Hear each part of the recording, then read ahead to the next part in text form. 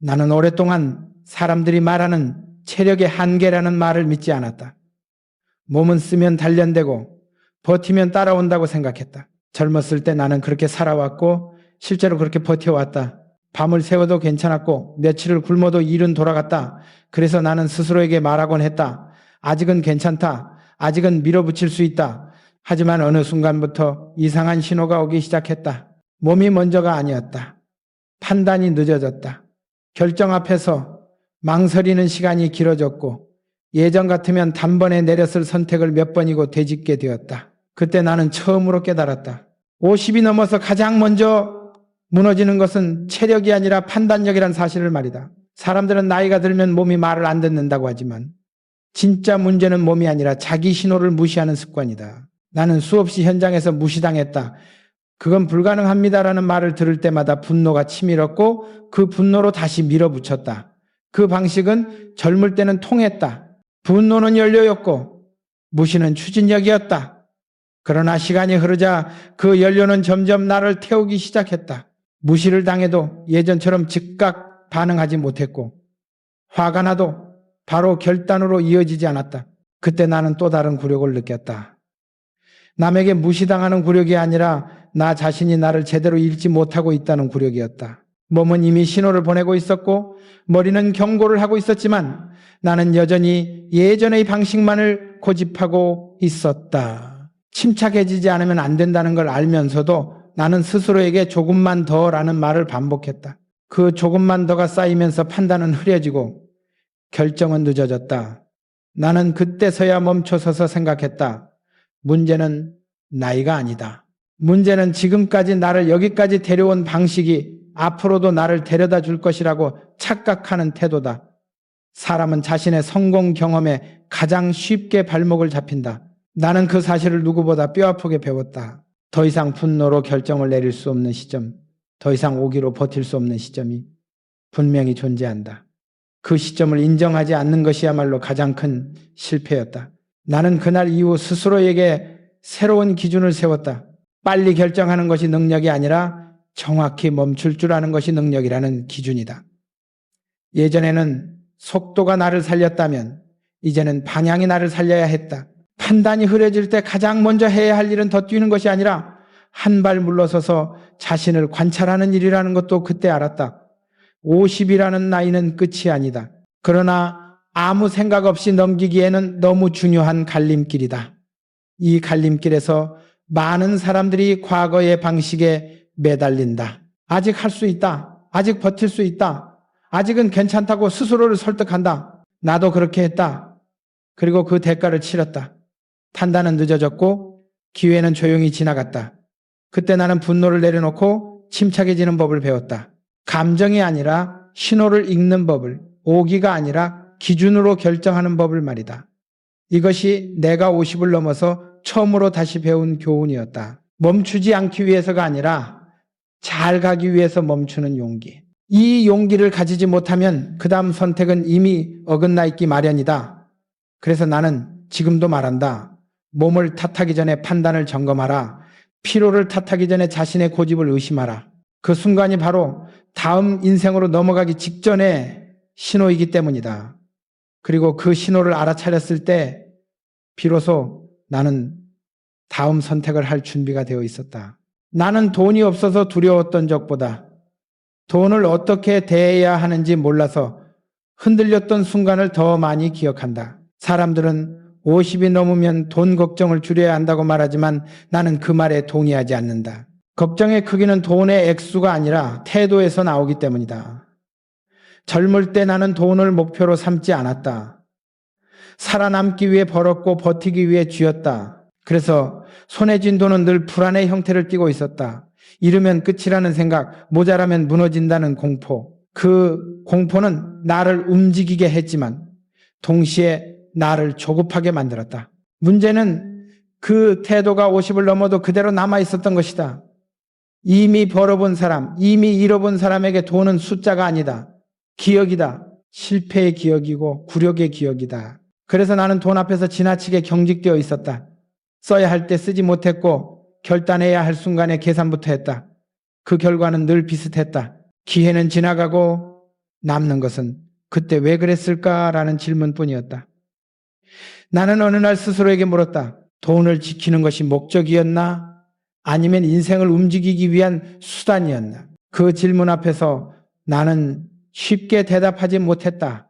그만큼 나는 오랫동안 돈을 방패처럼 들고 살아왔기 때문이다. 하지만 방패만 들고는 앞으로 나아갈 수 없다. 특히 50 이후의 시간은 더 그렇다. 이 시점에 돈은 더 벌기 위한 연료가 아니라 방향을 선택하기 위한 도구여야 한다. 그런데 많은 사람들이 여전히 돈을 불안의 저장고로만 취급한다. 혹시 모를 미래를 대비한다는 명분으로 현재의 선택을 계속 미룬다. 나도 그랬다. 언젠가, 나중에, 조금 더 안정되면이라는 말을 수도 없이 반복했다. 그러나 그 언젠가는 좀처럼 오지 않았다. 대신 체력은 줄고, 기회는 줄고, 선택지는 조용히 사라졌다. 그때 나는 분노했다. 세상에 대한 분노가 아니라 나 자신에 대한 분노였다. 이미 선택할 수 있었음에도 불구하고 스스로 묶어두고 있었다는 사실이 견딜 수 없이 분했다. 그 분노가 가라앉고 나서야 나는 침착해질 수 있었다. 그리고 하나의 원칙을 세웠다. 돈은 쌓아두기만 하면 종이가 되지만 써야 할 때 쓰면 길이 된다는 원칙이다. 물론 무모하게 쓰라는 말이 아니다. 50 이후의 소비는 사치가 아니라 판단이다. 이 돈을 쓰고 나서 내가 더 분명해지는가 아니면 더 불안해지는가. 이 기준 하나만으로도 많은 선택이 정리된다. 나는 그때부터 돈을 쓰는 순간을 두려워하지 않으려고 노력했다. 사람을 만날 때, 배움을 선택할 때, 환경을 바꿔야 할 때 망설이지 않기로 했다. 신기하게도 그렇게 쓰인 돈은 후회로 남지 않았다. 결과가 기대에 못 미쳐도 괜찮았다. 적어도 나는 선택했다는 확신을 가질 수 있었기 때문이다. 반대로 쓰지 못하고 지나간 기회는 시간이 지날수록 더 크게 부풀어 올랐다. 돈을 잃은 기억보다 돈을 쓰지 못한 기억이 더 오래 남는다는 사실을 그때 깨달았다. 특히 50 이후에는 자식, 가족 책임이라는 이름으로 자신의 선택을 계속 뒤로 미루게 된다. 나 역시 그 이유를 누구보다 잘 안다. 하지만 분명히 말할 수 있다. 스스로를 완전히 지운 채 지켜낸 돈은 결국 누구의 인생도 풍요롭게 하지 못한다. 오히려 즐겁게 단단하게 살아가는 어른의 모습이야말로 남겨줄 수 있는 가장 큰 자산이다. 돈을 써서 인생을 확인하는 법, 이것은 젊은 사람들에게는 아직 이르지만 50을 넘긴 사람에게는 반드시 필요한 훈련이다. 나는 그 훈련을 늦게 시작했다. 그래서 더 분명히 말할 수 있다. 돈을 아끼는 것과 인생을 미루는 것은 다르다. 불안을 이유로 모든 선택을 잠가두는 순간 돈은 당신을 보호하지 않는다. 오히려 당신을 가둔다. 이 사실을 깨달았을 때 나는 비로소 다음 선택을 할 수 있었다. 돈을 움켜쥔 손을 조금 풀고 방향을 바라보는 눈을 다시 열 수 있었다. 그리고 그 선택은 다음 이야기로 이어질 준비가 되어 있었다. 나는 한때 커지는 것이 곧 살아남는 길이라고 믿었다. 더 많은 일, 더 넓은 공간, 더 무거운 책임을 짊어질수록 내가 강해진다고 생각했다. 실제로 젊은 시절에는 그 믿음이 나를 앞으로 밀어주었다. 일이 늘어날수록 판단은 빨라졌고 공간이 넓어질수록 자신감도 커졌다. 하지만 50을 넘기며 나는 전혀 다른 벽에 부딪혔다. 커진 것은 힘이 아니라 부담이었고 넓어진 것은 가능성이 아니라 관리해야 할 대상이었다.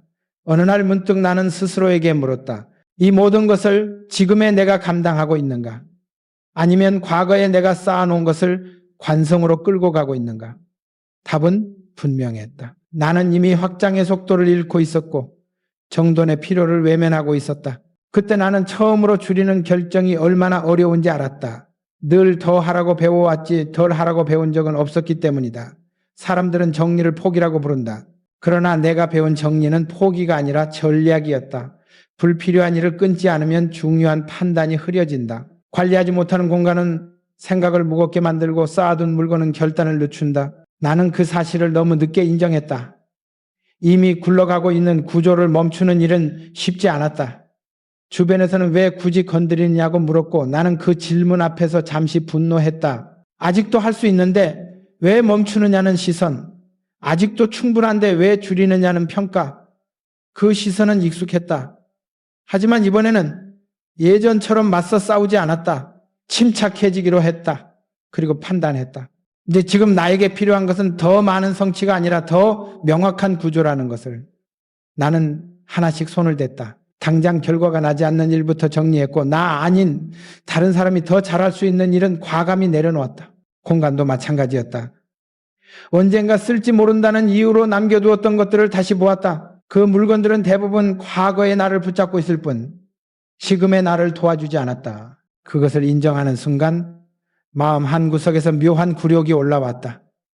내가 여전히 과거에 기대고 있었다는 사실, 그것이 나를 불편하게 만들었다. 하지만 그 굴욕을 넘어서자 분노는 사라지고 침착함이 남았다.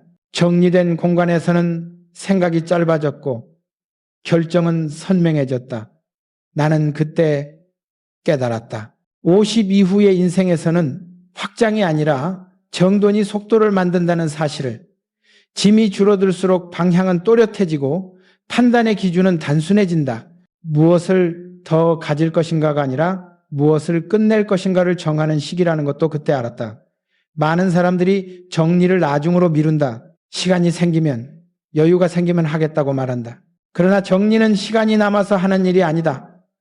정리가 되어야 시간이 생긴다. 이 순서를 뒤집어 생각하는 순간 인생의 무게는 줄어든다. 나는 그 사실을 몸으로 배웠다. 줄이는 결정을 할수록 마음은 가벼워졌고 선택은 빨라졌다. 그리고 그 빠른 선택은 다시 나를 앞으로 움직이게 했다. 확신은 커다란 목표에서 오지 않았다. 불필요한 것을 덜어낸 자리에서 조용히 생겨났다. 이 경험은 나에게 하나의 확신을 남겼다. 50 이후에 해야 할 가장 중요한 일은 더 쌓는 것이 아니라 정확히 비우는 것이다. 그래야 다음 선택이 흔들리지 않는다. 그리고 그 선택은 결국 사람과의 관계로 이어지게 되어 있었다. 나는 사람 때문에 가장 많이 흔들렸고 사람 때문에 가장 단단해졌다. 젊을 때 나는 사람을 많이 아는 것이 힘이라고 믿었다. 인맥이 넓을수록 기회가 많고 사람이 많을수록 길이 열린다고 생각했다. 그래서 나는 늘 사람들 한가운데 서 있었다. 웃었고 맞췄고 때로는 참았다. 그 과정에서 나는 수없이 무시당했고 수없이 오해받았다. 약속이 깨졌고 말이 바뀌었고 책임은 늘 나에게로 돌아왔다. 그때마다 분노가 치밀었다. 왜 나만 손해를 보는가? 왜 진심은 가볍게 취급되는가? 젊을 때에 나는 그 분노로 다시 관계를 붙잡았다. 더 설명했고 더 설득했고 더 애썼다. 그러나 50을 넘기며 나는 전혀 다른 사실을 깨달았다. 사람과의 관계에서 가장 큰 소모는 갈등이 아니라 방향이 다른 관계를 억지로 유지하려는 노력이라는 것을, 그 깨달음은 나에게 굴욕처럼 다가왔다. 나는 스스로를 관계를 잘 다루는 사람이라고 믿어왔기 때문이다. 하지만 돌아보니 나는 관계를 관리한 것이 아니라 관계에 매달리고 있었다. 그 사실을 인정하는 순간 분노는 서서히 가라앉고 침착함이 찾아왔다. 그리고 나는 처음으로 관계의 기준을 세우기 시작했다. 이 사람이 나를 이해하는가가 아니라 이 사람과 내가 같은 방향을 보고 있는가라는 기준이었다. 말이 잘 통하느냐보다 판단의 속도가 비슷한가를 보았고, 감정이 맞느냐보다 결정의 책임을 함께 질 수 있는지를 보았다. 그렇게 기준을 세우자 놀라운 일이 벌어졌다. 사람의 수는 줄었지만 흔들림은 사라졌다. 함께 있어도 설명하지 않아도 되는 관계, 침묵이 어색하지 않은 관계만이 남았다. 반대로 나를 지치게 하던 관계들은 자연스럽게 멀어졌다. 나는 그 과정에서 또 다른 굴욕을 겪었다. 오래 함께 했다고 믿었던 사람이 등을 돌렸고 당연하다고 생각했던 관계가 아무 말 없이 사라졌다. 예전 같았으면 붙잡았을 것이다. 이유를 묻고 오해를 풀고 다시 이어보려 했을 것이다. 그러나 그때의 나는 달랐다. 침착하게 판단했다. 이 관계는 지금의 나에게 필요한가? 아니면은 과거의 나를 지탱하던 흔적인가? 그 질문 앞에서 많은 관계가 답을 잃었다. 나는 더 이상 모든 관계를 책임지려 하지 않았다. 관계는 유지되는 것이 아니라 선택되는 것이라는 사실을 받아들였기 때문이다. 그리고 혼자 있는 시간에 대해서도 생각이 바뀌었다. 예전에는 혼자가 되는 것을 실패처럼 여겼다. 사람이 없으면 뒤처진 것 같았고 조용하면 불안했다. 하지만 50을 넘기며 나는 혼자의 시간이야말로 판단을 회복시키는 공간이라는 것을 알게 되었다. 혼자 있을 수 없는 사람은 관계에서도 늘 흔들린다. 자기 기준이 없기 때문이다. 나는 책을 읽고 생각을 정리하고 말없이 시간을 보내는 법을 다시 배웠다. 그 시간은 외로움이 아니라 정열이었다. 그 정열이 끝난 뒤에 만나는 사람과의 대화는 이전과 달랐다. 기대하지 않았고 과장하지 않았으며 필요한 말만 했다. 그때 비로소 관계는 부담이 아니라 힘이 되었다. 많은 사람들이 50 이후에 인간관계를 두려워한다. 줄어드는 관계를 실패로 여기고 혼자를 패배로 착각한다. 그러나 나는 분명히 말할 수 있다. 관계의 깊이는 숫자에서 나오지 않는다. 그리고 관계의 안정은 상대가 아니라 나의 기준에서 나온다. 기준이 분명해지면 관계는 더 이상 나를 흔들지 않는다. 오히려 나를 지탱한다. 이 사실을 깨달았을 때 나는 다시 한번 확신을 가질 수 있었다. 인생의 다음 선택을 위해 필요한 것은 더 많은 사람이 아니라 더 분명한 나 자신이라는 확신을 말이다. 그리고 그 확신은 결국 내가 미뤄두었던 선택의 문제로 나를 이끌어갔다. 나는 실패를 두려워하지 않았다. 실패는 다시 일어설 수 있었고 다시 선택할 수 있었다. 그러나 내가 진짜 두려워했던 것은 실패가 아니라 미뤄둔 결정이었다. 젊었을 때 나는 늘 바빴다. 해야 할 일이 많았고 책임이 컸고 선택을 뒤로 미루기에 충분한 명분이 있었다. 언젠가 시간이 나면 상황이 좋아지면 조건이 갖춰지면 하겠다는 말로 스스로를 설득했다. 그 말은 참 편리했다. 당장 결단하지 않아도 되었고 위험을 감수하지 않아도 되었기 때문이다. 하지만 50을 넘기고 나서 돌아보니 그 미뤄둔 결정들이 하나 둘씩 마음속에서 무게를 갖기 시작했다. 실패한 일은 시간이 지나면 정리된다.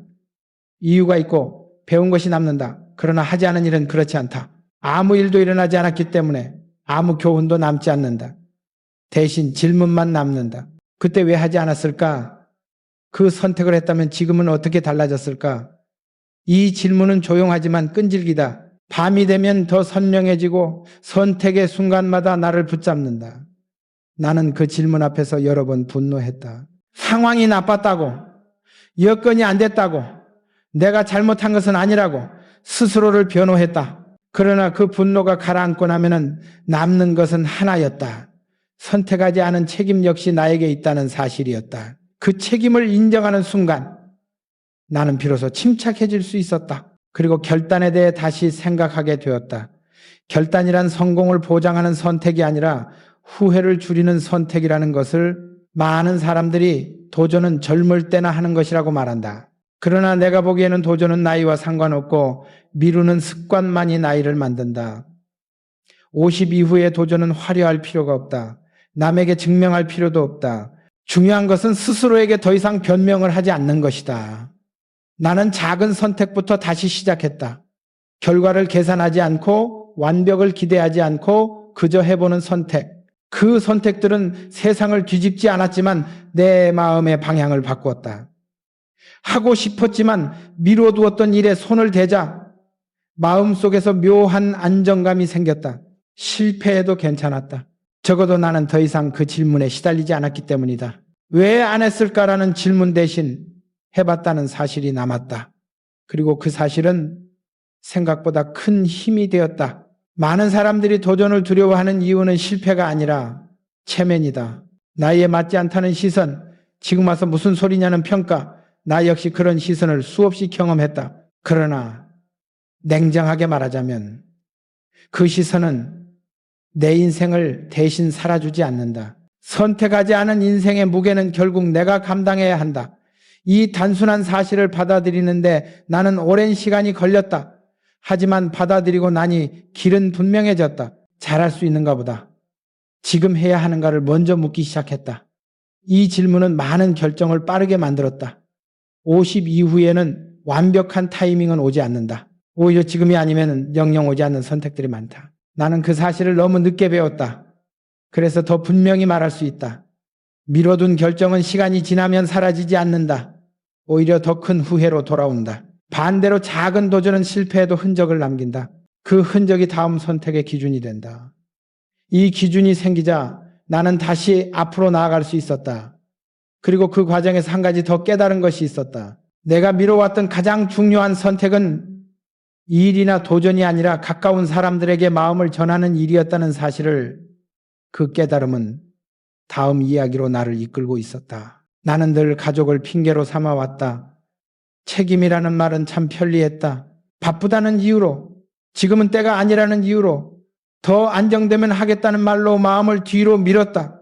나는 가족을 위해 일한다고 믿었고 실제로 그렇게 살아왔다고 생각했다. 그러나 50을 넘기고 나서 돌아보니 나는 가족을 위해 산 것이 아니라 가족을 이유로 중요한 말을 아껴왔다는 사실을 깨닫게 되었다. 부모님께는 늘 시간이 있을 것처럼 굴었고 자식에게는 알아서 크겠지 하고 한 발 물러섰다. 말하지 않아도 알 거라고, 굳이 표현하지 않아도 전해질 거라고 믿었다. 그 믿음은 어느 날 조용히 무너졌다. 시간이 그렇게 넉넉하지 않다는 사실을 깨달았기 때문이다. 부모는 늘 그 자리에 있을 것 같지만 어느 순간부터 목소리가 달라지고 걸음이 느려진다. 그 변화를 눈으로 보면서도 나는 여전히 할 말들을 미루었다. 고맙다는 말, 미안하다는 말, 그 시절 왜 그렇게 할 수밖에 없었는지에 대한 설명. 나는 그것들을 마음속에만 쌓아두었다. 그러다 문득 깨달았다. 말하지 않은 마음은 전달되지 않는다는 것을. 그 순간 나는 묘한 굴욕을 느꼈다. 수많은 사람 앞에서는 단호하게 말하던 내가 가장 가까운 사람 앞에서는 왜 이렇게 서툰가? 그 굴욕은 곧 분노로 바뀌었다. 세월에 대한 분노였고 스스로에 대한 분노였다. 그러나 분노는 아무것도 바꾸지 못했다. 침착해지지 않으면 안 되었다. 그래서 나는 방향을 바꿨다. 거창한 말이 아니라 짧은 말부터 꺼내기로 했다. 고생하셨다는 말 한마디, 그때는 내가 부족했다는 고백 하나. 신기하게도 그 말들은 생각보다 큰 힘을 가졌다. 부모의 눈빛이 달라졌고 침묵 속에 있던 시간이 조금씩 풀어졌다. 그때 나는 알았다. 가족과의 관계에서 가장 무거운 짐은 갈등이 아니라 말하지 않은 마음이라는 것을. 자식과의 관계도 마찬가지였다. 나는 늘 가르치려 했고 지켜보려 했다. 조언은 많았고 질문은 적었다. 잘 되길 바란다는 마음으로 한 말들이 어느 순간부터는 거리로 변해 있었다. 아이가 자라며 하나의 사람이 되어가고 있다는 사실을 나는 너무 늦게 받아들였다. 어느 날 문득 나는 스스로에게 물었다. 나는 부모로서 무엇을 남기고 싶은가? 돈인가? 조언인가? 아니면 태도인가? 그 질문 앞에서 답은 분명해졌다. 내가 남겨야 할 것은 완벽한 답이 아니라 대화할 수 있는 관계라는 것. 그래서 나는 말하는 방식을 바꾸었다. 가르치지 않고 묻기 시작했고 판단하지 않고 듣기 시작했다.